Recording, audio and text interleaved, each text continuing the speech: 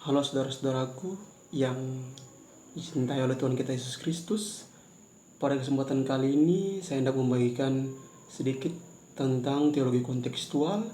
Naskah yang saya ambil dari Monsinyur Sunarko dengan judul Yesus Kristus dan Siddhartha Gautama, catatan teologis.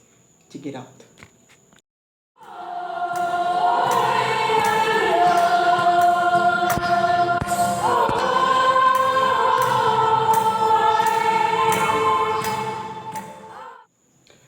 Jadi pengarang menjabarkan tesisnya dalam 3 bagian besar.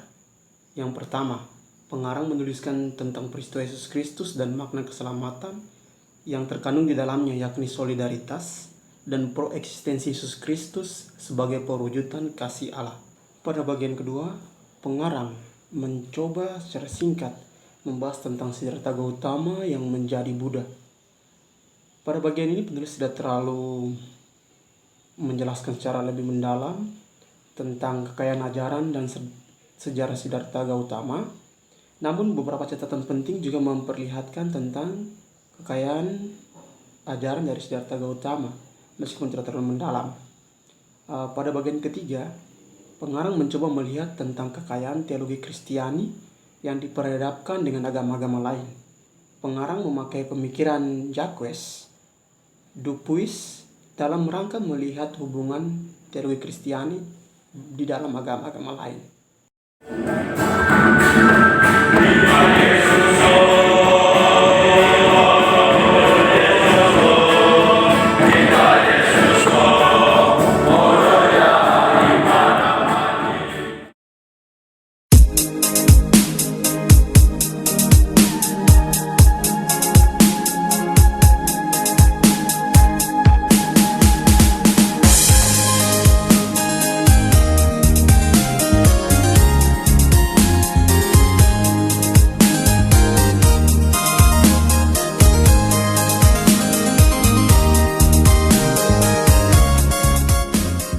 Pada bagian kedua, pengarang menggambarkan tentang kekayaan peristiwa Siddhartha Gautama yang menjadi Buddha.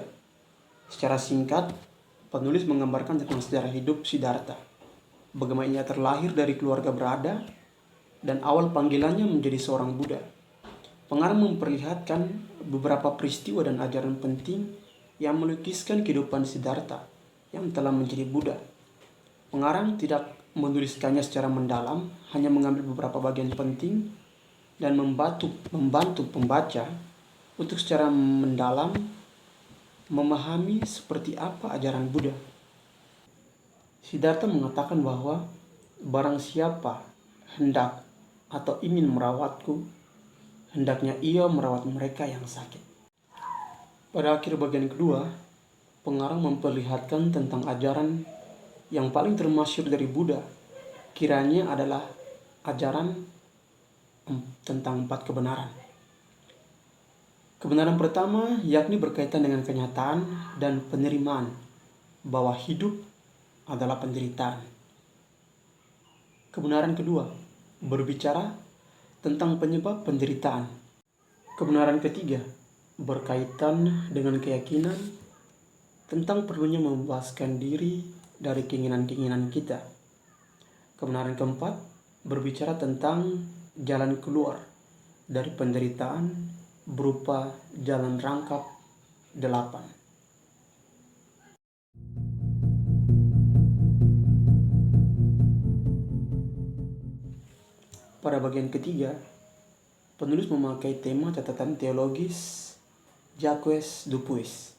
Pada bagian ini, pengarang meletakkan posisi gereja dalam Konsili Vatikan II tentang kekayaan teologi gereja yang berhadapan dengan agama-agama lain. Konsili Vatikan II yang berbicara tentang hal ini, maksudnya tentang hubungan dengan agama-agama lain, ada di dalam Nostra Aetate dan Ad Gentes. Posisi Konsili Vatikan II dirangkum dalam 3 tesis. Pertama, dokumen Ad Gentes 7 berbicara tentang mereka yang bukan karena kesalahan mereka sendiri tidak kenal akan Injil. Yang kedua, hubungan antar gereja dengan agama-agama lain. itu berciri kontinuitas dan diskontinuitas. Ketiga, apa yang baik dan apa yang benar dari agama-agama dilihat sebagai preparatio evangelica, sebagai persiapan bagi kepenuhan Injil. Selain itu juga, penulis menampilkan permasalahan yang dihadapi gereja dalam mengambil posisi berhubungan dengan agama lain. Hal ini terkait pada posisi teologis yang inklusif. Maksudnya ialah menganggap kekristenan masih merupakan agama superioritas. Dan yang kedua terkait posisi pluralis, yang berarti tidak bisa lagi mendasarkannya pada sumber-sumber khas kekristenan. Akibatnya, identitas Kristiani menjadi kabur. Di tengah permasalahan inilah, pengarang memakai Jacques Dupuis sebagai jalan tengah untuk menyatakan posisi dan penerimaan gereja terhadap agama lain, terutama dengan agama Buddha. Ada 3 kritikan Jacques terhadap posisi teologis gereja, yakni pertama, ditunjukkan pada mereka yang menempatkan Kristus dan Allah pada posisi yang saling bertentangan, dengan maksud memberikan tekanan yang lebih besar pada ciri universal Kristus dan mengorbankan ciri teosentris iman Kristiani. Kedua, ditunjukkan pada mereka yang terlalu menekankan gagasan kerajaan, pentingnya gagasan kerajaan Allah, regnocentrisme, dan keselamatan, soteriocentrisme, hingga mengabaikan peran Yesus Kristus.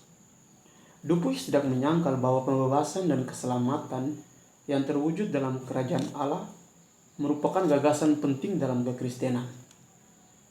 Ketiga, ditunjukkan pada para teolog yang terlalu menekankan peran Roh Kudus, sambil di pihak lain meminimalisasi peran putra.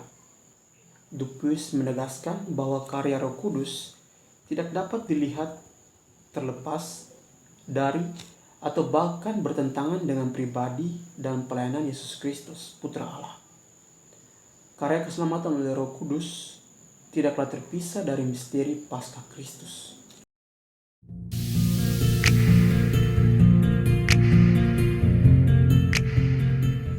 Dupuis menegaskan peran penting Yesus Kristus sebagai pewahyuan definitif Allah. Di pihak lain, ia berusaha mempertahankan juga ciri universal dari Kristus sebagai misteri pewahyuan diri Allah kepada semua orang. Pewahyuan ilahi terjadi pula dalam sejarah agama-agama yang lain.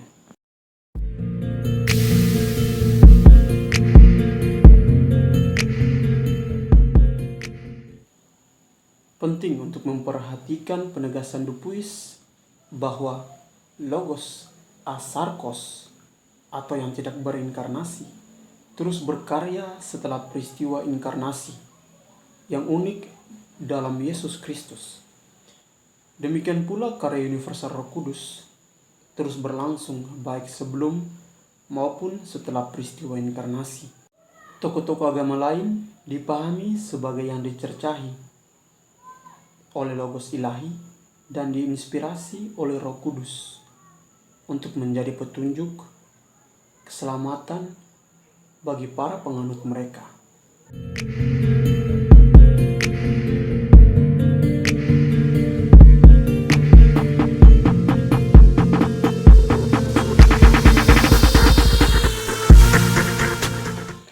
Bagian penilaian terhadap naskah. Menurut saya, kelebihan dari naskah Monsinyur Sunarko mengenai Yesus Kristus dan Siddhartha Gautama, catatan teologis, untuk saya kelebihannya terletak di mana pengarang mampu menempatkan dirinya untuk berbicara dalam perspektif teologi Kristiani Katolik. Penulis tidak mencoba untuk membandingkan atau mencari ajaran mana yang baik dan benar, dan mengundang pembaca untuk memilih salah satu di antara kedua agama ini, melainkan hendak memperlihatkan persamaan ataupun perbedaan kedua tokoh yang menawarkan jawaban atas pencarian makna terdalam kehidupan manusia untuk bebas dari penderitaan dan memberikan inspirasi untuk menjalani kehidupan manusia menuju keselamatan. Untuk kekurangan setelah saya membaca teks dari Monsinyur Sunarko, menurut saya terletak pada bagian pertama, yakni pada peristiwa hidup dan karya Yesus. Berbeda dengan Siddhartha Gautama yang digambarkan lebih banyak tentang konteks kehidupannya dan panggilannya menjadi seorang Buddha, penulis pada peristiwa dan karya hidup Yesus lebih menggambarkan kekayaan teologi dari peristiwa hidup Yesus, makna kebangkitannya, dan perspektif tempat ataupun konteks pewartaan Yesus pada saat itu kurang digambarkan dalam teks ini.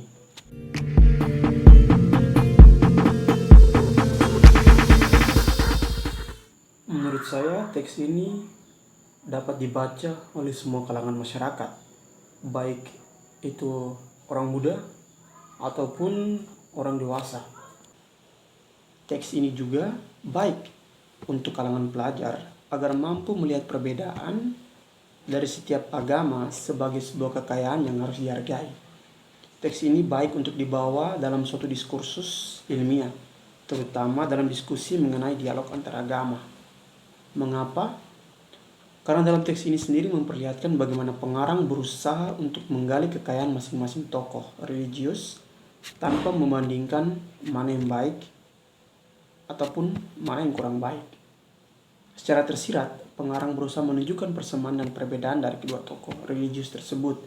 Dan di bagian akhir, pengarang berusaha untuk memperlihatkan bagaimana sikap gereja untuk melihat perbedaan sebagai sebuah kekayaan untuk saling melengkapi. Gereja tidak menganggap kekayaan kekristenan lah sebagai yang paling baik, melainkan melihat bahwa pewahyuan atau keselamatan juga hadir di dalam agama-agama lain.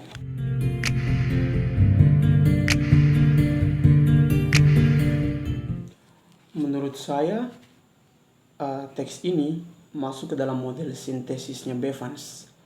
Mengapa?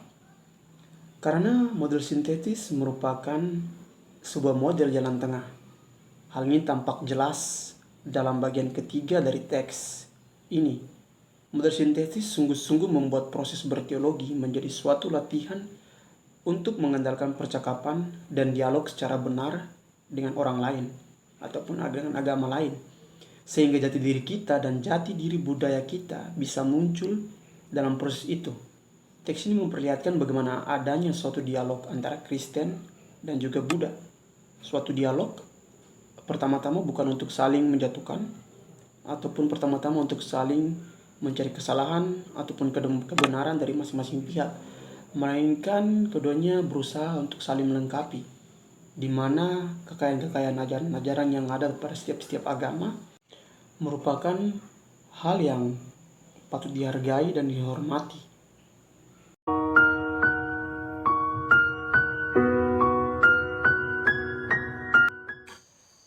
Terima kasih, itu saja informasi ataupun pelajaran yang bisa saya bagikan kepada saudara-saudara sekalian. Jika ada kekurangan, saya mohon maaf. Semoga kita bisa berjumpa lagi di video yang berikutnya. Ciao.